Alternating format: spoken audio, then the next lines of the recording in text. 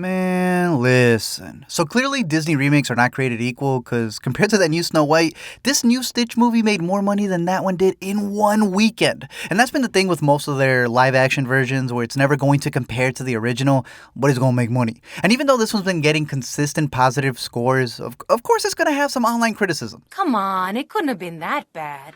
It was. It's one of those where if you wanted to catch it with your family, I personally don't think you're going to be bored. I do think you'll have a good time, but it does not compare to the animation at all. But if you're a millennial making Disney rants online, it is going to serve you well. So I do want to get into spoilers comparing the stories in the original and the new live action version in order to cover all of the good, the bad, and everything in between. But first, I want to break down the series timeline because a lot of people don't realize it is already a franchise. They've already got enough for a saga to the point that they're calling it the Stitchoverse. The Stitchoverse. Stitchoverse? See, as a fan, I think Stitch deserves the hype because to me, it is real art. Like the first one was being marketed at the Cannes Film Festival.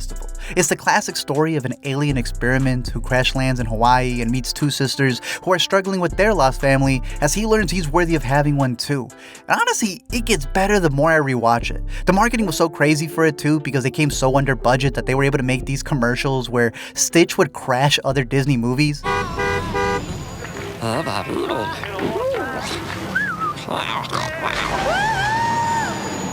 They really had Stitch steal Aladdin's girl. Now, are you and Aladdin cool now? What's going on there? It's only a publicity stunt. Yeah. Stitch not trying to be homemaker. So of course it was an immediate hit. It then had several straight-to-video movies, a handful of shorts, a series that I would pop toaster strudels to every morning where Lilo and Stitch would go look for all of the other 625 experiments that he called cousins, except for one, named Angel.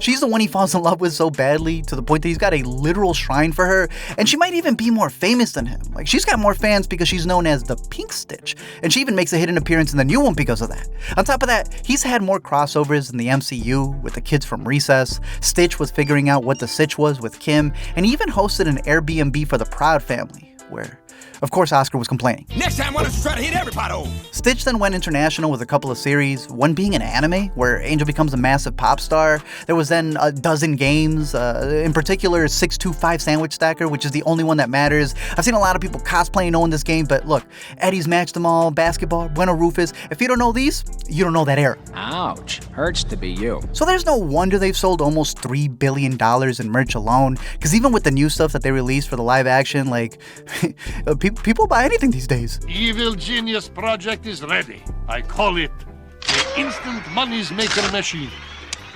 It makes money? Yeah! All the monies you could be wanting.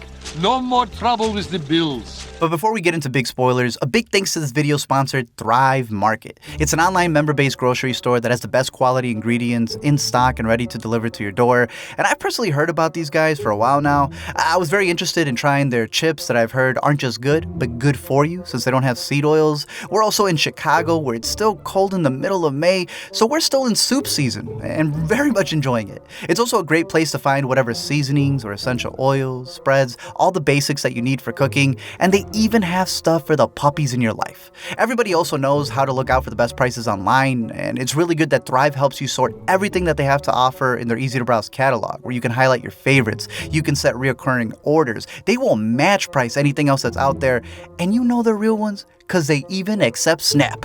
They've got 90 plus diets that they account for with their ingredients, which is crazy because I didn't even know there was 90 plus diets, but there'll be places that'll sell you anything, right? And then there's Thrive that has a restricted list of over 1,000 ingredients they don't allow. Artificial flavors, gone. Unneeded sweeteners and food coloring, adios. They even have a barcode scanner so that you can find healthier alternatives for the stuff that you already have, things that may not even be available in other stores. It's like scanners for your food. So if you're interested, click the link in the description or go to thrivemarket.com/letmeexplain to get 30% off your first order and a free gift when you sign up for Thrive Market today.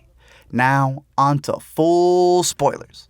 Let me explain. So looking at the lore for the original, you got the first one that started it all with these two meeting. There was then Lilo and Stitch 2 that came out later but takes place right after, where they learn to live with each other and have their new ohana. Stitch the movie then sets up the show, kind of like the Buzz Lightyear show did, and where the series has them hunting for all the other 625 experiments with different powers. And that show was so good, like I said, that they had another movie, Leroy and Stitch, just to close it out.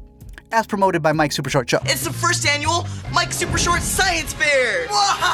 Wait, you never told me about this, Mom. This isn't fair. Surprisingly, they even try to connect the anime where Lilo gets older and has her own child, but I'm gonna get to that later on in this recap. Instead, let's start from the top with spoilers for both. Listen carefully. So both have similar openings where a scientist is being tried for his illegal genetic experimentations that I believe they kind of hired him for, but he's crossed the line with this one known as Experiment 626. His only instinct to destroy everything he touches. He's got more powers than the Avengers, even cosplays both as Superman and Batman, yet as adorable and fluffy as he is, he smashes more than the Hulk. What is that monstrosity? Before they can lock him up, though, Stitch makes his great escape and crash lands on Earth, specifically in America, making him a literal illegal alien.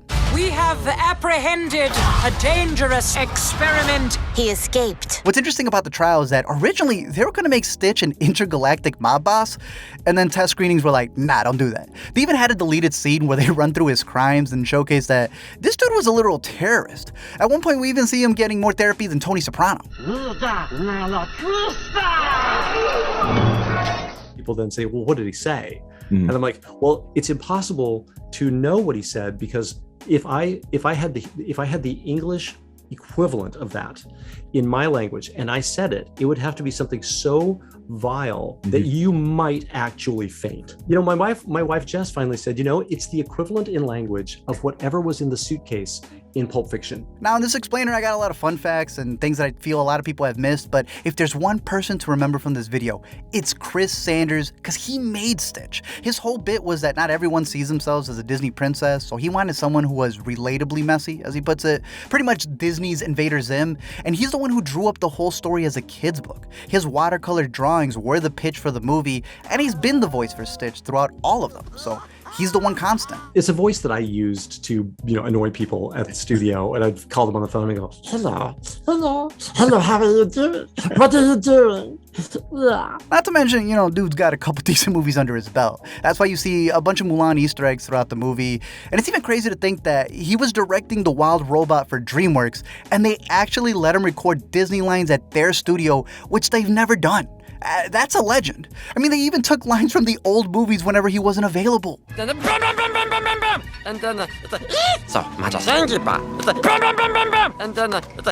If we're being honest, a lot of studios today owe him. Oh, so cute. Oh, fluffy. Back to the movie, we see that in both, we cut from the trial to the titles to Lilo, who's doing her ritual of feeding a fish named Pudge since he controls the weather. Every Thursday, I take Pudge the fish a peanut butter sandwich. And that's one of those plot points that gets darker as you get older, because you then connect that her parents died in a car crash during bad weather on a Thursday. It's why she walks everywhere, and like Stitch has a reaction to water. So it completely changes that scene later on where she adopts Stitch, especially when she hears that he survived a car crash. When we thought it was dead, it was hit by a truck. I like him.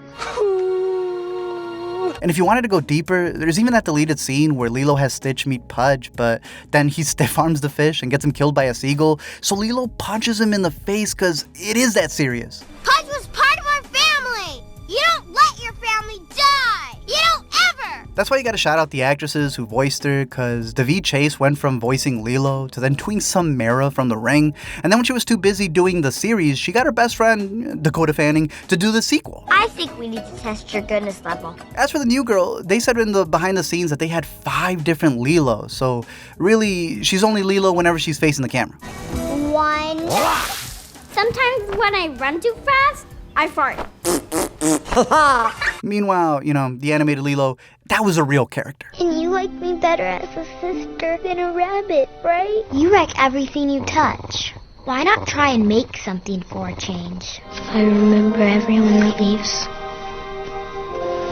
We then get to see Lilo in her hula classes, with the biggest difference being that they just got rid of Myrtle the redhead, who's kind of like a big part of the whole series and is her opposite. Like, her and Lilo have more beef than Clark and Reese. You're crazy. In the new one, they just have all of the girls bully her because she got the bracelet but forgot the friends, and after some shoving during a recital, Lilo straight pushes the main girl off the stage while the cameras are rolling. Personally, I like the original of it being an accident because she was all wet, before it becomes a full-on flagrant, but it shows how she's just as wild as Stitch and she's human. everybody calm down. On the opposite side of Lilo is her older sister Nani, who is also a kid who lost her parents, but had to rush to become one herself because they passed, and had to put aside all of her dreams so that she can keep her ohana together. And in my opinion, she's a top-tier Disney character. So of course they had to change her a bit. I think I'm the thick, brown Disney princess, Nani. That's it. Thick brown. Because somebody said that to me. Like, I really love that you are the first thick, brown Disney princess. That's what Nani is to me. I'm like, I love that. In the new one, they added that she wants to be a marine biologist and even had a full ride to go to San Diego, but passed on it to stay with Lilo after the accident. They also decided to add new characters like the neighbor, who's played by the same lady who voiced the fruit stand owner in the cartoon. Oh, that's my one ad. I know. So now they're kind of splitting up her lines to give to her. She can talk. Say hello. Hello. Dogs no can talk, dear. He did. Ruff. She's also meant to be David's grandma, who is Nani's major crush in the movie, who is super cool in the original. Like, he even sets up some of the most iconic scenes. And now, whatever they said Lilo had in the first, they gave to him. You sure that's it, though? Like, he may be a surfer, but his mind is completely wiped out. And I don't even mind having a goofy character. But David was cool. Now he's a buffoon. I was like, Nani should be here, because you're always, like, shredding waves, and I miss shredding you. I miss seeing you shred waves. So. Also, it's crazy to find out that Disney had real-life sisters competing for the role. I was just told that this role came down to you and your sister. Yeah, dude. That said, they do flesh out Nani's character by taking things from the animation that were either Easter eggs or cut scenes, because you see in the original that they leave hints at Nani being a really good surfer, and that she was so good, she had more trophies than Streisand. But it also adds to how differently the sisters handled their parents' death and what they learned from them. Because for Nani, she stopped surfing when they died. Lilo follows everything they did. That's my mom. She won the competition when she was my age. Of course, with them being orphans now, we get the social worker who comes in to check on them, and Nani's always locked outside of the house. For the cartoon, it makes for what I consider one of the funniest scenes, but in the live action, she gets caught with a brick.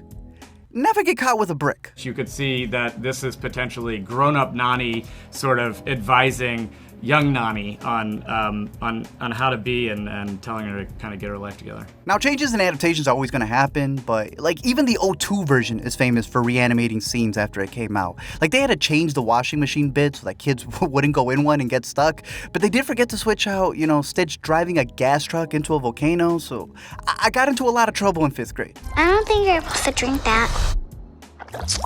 Stitch then has a check engine crash out as he lands on Earth and immediately gets run over, sending him to an animal shelter. Right during this time, Lilo also sees a shooting star, which is him, and she wishes upon it for a best friend. Maybe send me an angel. The nicest angel you have. And instead gets a demon. That's why the following day, Lilo gets taken to the dog pound where she gets to pick a pet, and Stitch, being slick, realizes that he can pretend to be one since, they're chasing him and he needs to hide. So he hides his extra arms and antennas and starts speaking like people do at the drive-thru at 2 a.m. How? Now here's where some of the biggest changes come, because having Nani at the animal shelter is super important. It's her bonding with her sister, but it also leads to one of the best scenes with the $2 swap that also kind of plays a big part for the ending. I want to buy him. Can I borrow $2?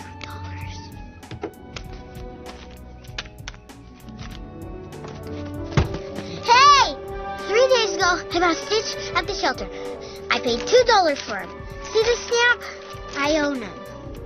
If you take him, you're stealing. Everybody knows ohana means property. I also think Lilo calling him perfect as opposed to calling them good misses the idea of them seeing themselves in each other, because she's always questioning that he might be bad because he doesn't have a family, the same way that she thinks she doesn't have a family because people keep telling her she's bad. Yes, he's good. I can tell. Other changes are kind of random, like Nani just not looking during the vinyl scene, or Stitch hot-wiring a car instead of stealing a bike to check the perimeter. But, I'm also fair, and there were some that made sense, like Lilo reading Nani's text instead of it being her diary where she was crushing on David. I also think the camera work was pretty decent, with it zooming in and being very dynamic, even having a lot of the scenes be filmed low so that you're following it from Lilo's point of view, to the point that it actually hurt the director's back. Dean would get down on the floor with Maia and sort of be there, with her in these really sort of intimate scenes to direct her. And one time he stood up so fast that he tore his meniscus and then had a cane for the rest of the movie just hobbling around. That said, it's crazy that they filmed on location in Hawaii and still found a way to make a lot of these scenes look iffy. One of the big parts of the story is how all these tourists keep getting in the way, but they make Lilo feel like she's the intruder. So now she's sneaking into resorts where the first had her pranking tourists on the beach. Hey kid, where's the beach?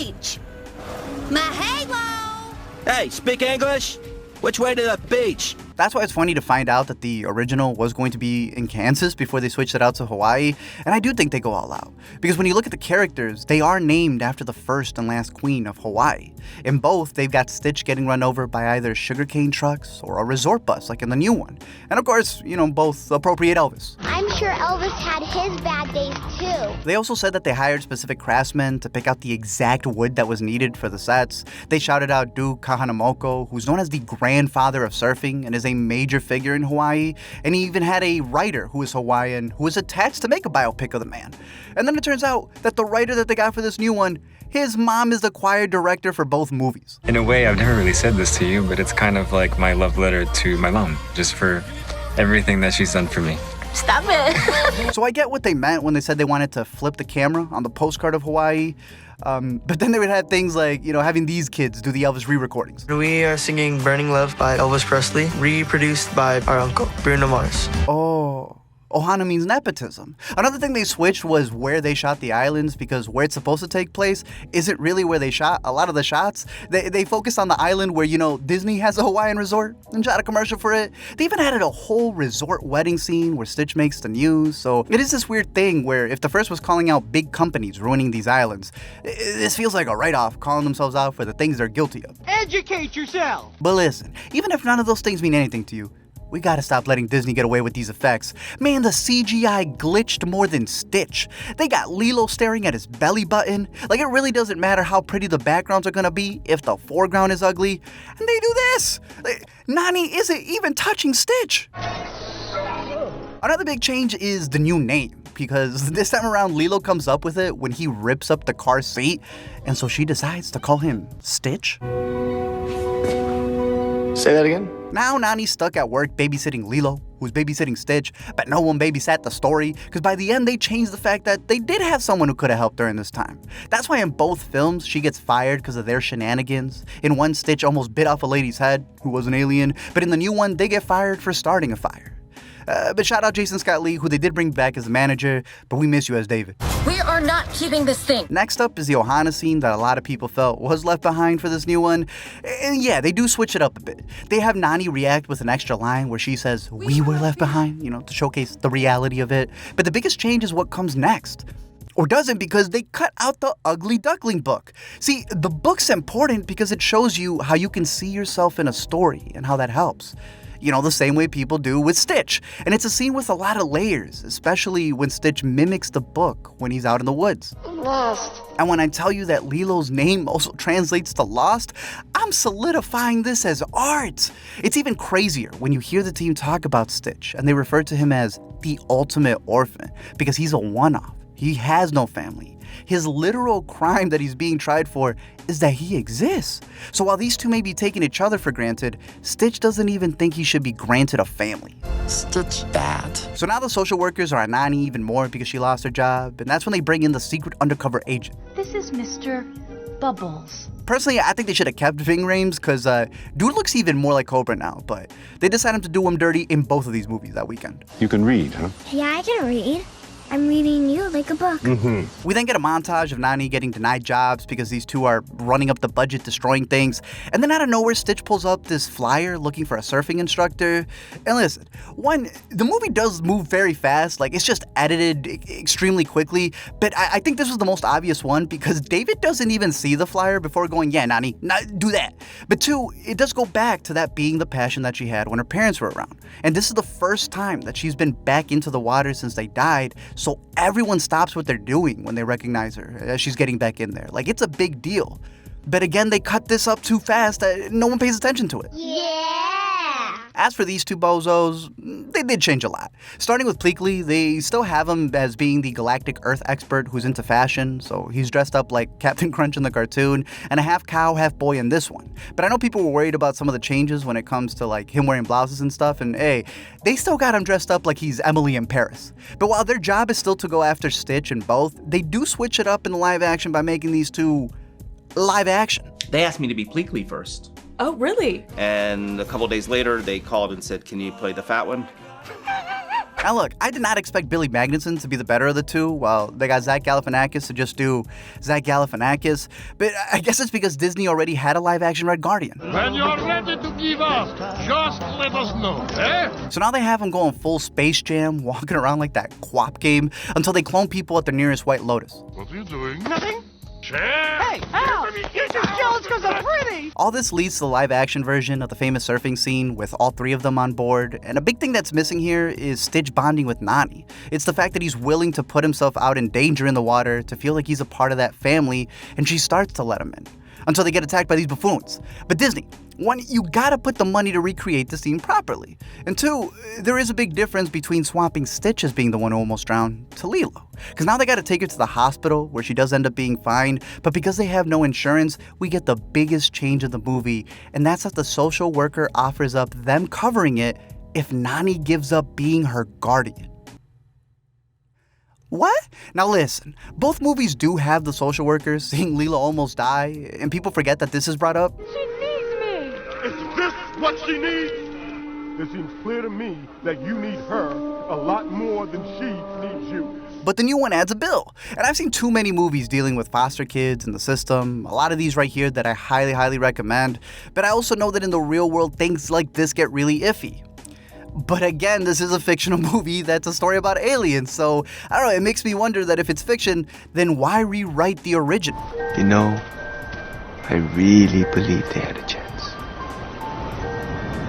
Then you came along. All this causes Stitch throwing away because he believes that he's ripping the family apart, not realizing he's the one stitching them back together. Because again, these two are the same character. You haven't been here that long! Neither have I! Both are kids with attitudes, they both bite, and both get taken away for being troublemakers. One by social workers, the other by the United Galactic Federation. Does this look infected to you? Does this look infected to you? Yeah. And as for that abomination, I'd be an abomination! So they're both seen as little monsters. Another big change with the new one was them not having the villain Gantu. Again, because they were trying to save on CGI. That's why people were having protests, they were boycotting, they were posting up hashtag no Gantu, no ticket. It didn't work. Hello, I'm here about the ad for aliens. I'm an alien. To me, it is a big miss because the original filmmakers did compare Gantu and even Myrtle as being similar characters who go against Lilo and Stitch. They're the ones who are the bad guys, but the world sees them as good. So cutting both of them out does take a lot from the story. But listen, I think I know how they can bring them back. Let me explain. Silence! Instead, Pleakley gets deputized after the CIA finds out about Stitch, and they just decide to double down and make Jumbo the badder guy. The problem with that is that it doesn't just take away from him eventually becoming like an uncle figure for Lilo and Stitch, like he literally moves in, but there's also the fact that Jumbo's a fraud. Didn't build first one. I ordered it from catalog. A catalog? This man is so dumb, he accidentally created the original minions for evil, and most of them just end up doing good. Place that idiot scientist under arrest. I prefer to be called Evil Genius! Like, they even deleted scenes in the cartoon to not make him as violent. And in the new one, this water noose looking fool shoots directly at her parents' bedroom. If I'm Lilo, I'm never forgiving him. After all you put me through, you expect me to help you just like that? Just like that? Fine. After hitting him with the portal gun, Stitch does turn himself in, not realizing that Lilo also sneaked onto the ship, which in the animated version is a little Easter egg for it looking like Darth Vader in his helmet. But that was also a redesign because they needed to change the original animation where they were flying a real plane through the city. Because obviously back in 02, they didn't want to end up on Nathan Fielder's The Rehearsal. Cute and fluffy! Jumbo's ready to turn 626 into 627, but the 6-year kid starts pressing his buttons and they crash into the water. The original is a little different where the humans do get to meet up with the aliens, and again, they cut out the scene where Nani and Stitch get to bond and he reveals his extra arms that he concealed but carried and has to explain to her what's up. Okay. So now, instead of a chase, it's Nani rescuing Lilo from drowning, but not before she has to let go of Stitch because he's too heavy in the water. So that's when Nani gets hit with the Ohana line again again and decides to carry Stitch out like she's a part of the freaking Marines. I'll give them this. They really had Stitch go full bing bong when he let go, and both times that I saw it, it's got in my theater. Especially because after Nani goes full Moana, they're carrying a dead Stitch, and they even got Lilo crying out snot bubbles like it's the Blair Witch Project. They then decide to hotwire Stitch in order to bring him back to life. I thought they were just gonna ring him out like a ShamWow, but they decide to hook him up to the car that barely works, and he comes back to life Pet Cemetery style, only to get arrested. We have 626. Take him to my ship. At this point, the councilwoman arrives and arrests Jumba, good riddance, and sentences Stitch into exile. And in both versions, he gives that same great speech about his family being little and broken, but still good. Yeah, still good. Now, the old 2 version does have Agent Cobra just do more, because he has a one-on-one with the chief that I thought was pretty funny. But for this new one, they just shake hands so that they could end the movie, and Stitch gets to stay on Earth. CIA, Roswell, 1973. Ah, yes. You had hair then. We then get 2 completely separate endings, with the cartoon keeping them together as a family, Stitch is making Smuckers leading up to Lilo's 7th birthday, David's routine is on fire, and they even go to Graceland, where the movie actually had a real premiere. In the new one, they change it. Nani technically gives up Lilo to the social workers, but they make it so that she stays with the neighbor, who, again, wasn't there earlier when they needed her and she was getting fired. We're not bad. We're just written that way. Now look, I personally don't mind the idea of a character, in this case Nani, wanting to go get a degree, to follow a passion, because if the parents were still alive, would she not be going to college? It's just that knowing the story, they were also already struggling to stay afloat, so it wouldn't be real. But again, this is fiction, and it's an unnecessary change from the original story because we already had an ending. But then I learned why the director did it. My mother growing up was a social worker, so I feel like I've seen a lot of stories like the Pleakley sisters, had a front row seat to that a lot growing up, and those stories don't always have happy endings, and so it felt really great to give them one. This is his love letter to his mom. His mom's going to be at the premiere tomorrow, and he said, oh no, that's the kind of clothes that my mom would wear. So it was very personal to him. What's crazy is that they do take Lilo away in the first one before the chase scene. In one of the sequels, Leroy and Stitch, they leave Lilo for a promotion in the galaxy. In the Stitch anime, which they consider canon, Lilo leaves Stitch for college, and she returns when she has a full daughter that looks just like her, full Toy Story. So seeing these changes are weird because, personally, I just don't think the state should be getting involved. But in trying to make it real, they also create a band-aid by Stitch giving Nani the portal gun so that she can visit whenever she wants. So technically, she's never left behind. It's why they're bringing up this idea of responsibility with the word that they use, kuleana, and where she's trying to find a way to support her sister by going through school. I know a lot of people have mentioned her going to school in Hawaii because they have a big one, and I can tell that's just a talking point because, guys, that's in another island. She would still need the portal gun, but they're also trying to do the extended family thing, using the phrase hanai, which means that it could be your neighbors and everyone around you. It doesn't matter if you're blood related. It doesn't matter if you're actually family. It's like you can have a group of friends, and that would be your ohana. Again, I just think they could have done all that without her having to relinquish it to the government. But there's one subtle thing that I want to end on that a lot of people have missed, and that's that they do a very spiritual thing, something that the cartoon did. My mom sent some decoration for us. Because when you rewatch the movie, you notice that a lot of things move around, and Lilo keeps bringing up that she's getting messages from her parents. And out of all the criticisms I've seen, I thought this was an interesting element to keep in there. And then I come to find out that, yeah, this man had literal contraptions in order to move the set around. There was a rocking chair and a Hawaiian flag on the porch, and I didn't know why he did it. He had a monofilament attached to the rocking chair, so it would move softly in the background because the breeze wasn't pushing it. He wanted it to symbolize the parents perhaps still being in the rocking chair. It gave me chicken skin, as we say in Hawaii, just thinking about that the parents are there looking over them. And I thought, oh my gosh, that's gonna make me cry just thinking about this. Damn. So while both have differences, and I'll always prefer the original, I do think both still push the idea that no one's ever really gone, that a family can be all those around you, and that the promise of Ohana is you don't have to be left behind in order to move forward. That said, the Snow Cone Man dropped his own cone. Thank you guys for watching this video. I'm curious to know your thoughts down below in the comment section. You know, they're pretty much for the future going to make him like the Deadpool of Disney, I feel, where he's just going to be hopping into whatever he wants. Yeah, they already hinted at other experiments, including Angel, when they were on the ship. And I was talking about all those crossovers. You know, they went as far as having a High School Musical meetup. So if Troy Bolton appears, it's because he's canon. Story-wise, though, like the whole series has always been like a Bob's Burger thing, where they're always just trying to get by. When my invention is complete, Ohana will be swimming in mayonnaise. So considering that they gave her a degree, we'll see how they change that, you know? Some other stuff I noted in my scientific in-depth research was the marketing. They really had Stitch doing press interviews. Who do you think is the most invincible alien? Is it you or Superman?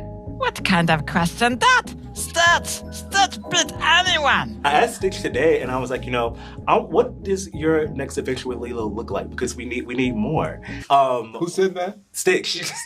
I also do want to shout out the director, Dean Fleischer Camp, who did one of my favorite movies from a couple years ago, Marcel the Shell. Definitely check that one out, because I think he is working in a bigger studio system here, so things are going to be different. I do appreciate him keeping the Tigger and Piglet aliens. I liked his addition of the pizza scene, keeping the swing scene, which actually was written by Tia, or she came up with it, and I did like the Goodnight Sisters line. But when it comes to his movies, I'm going to put this at the bottom. You know, I'd put Lilo, and then above that, Marshall, and then Drake Loves Basketball. That's basketball. A couple of other things to note was that back in 2002, Lilo and Stitch came in second to Cruise with Minority Report, and now they're facing off each other again, and they mopped him with Mission Impossible. The dog that you see around the movie was also a stunt double for Stitch, so he was definitely a good boy. And one of the last points that comes from Chris Andrews was that he said the closest character that he can connect Stitch to is Donald Duck because he is his worst enemy. Other than that, I want to give another big thanks to Thrive for sponsoring this video, all of the LME patrons who've stuck around, all the listeners who tune in, check out the videos, go through the links in the description. I really do appreciate it. You know, I have a video for every single movie that's come out. I promise you, they're all there. They're all half edited even. And now that I've learned how to sign myself to my own MCN, because it turns out that's how you can get away with not having all your videos claimed, I'm going to have an extra video for that coming soon. Other than that, don't forget to comment, like, and subscribe, and Stitch will crash land near you.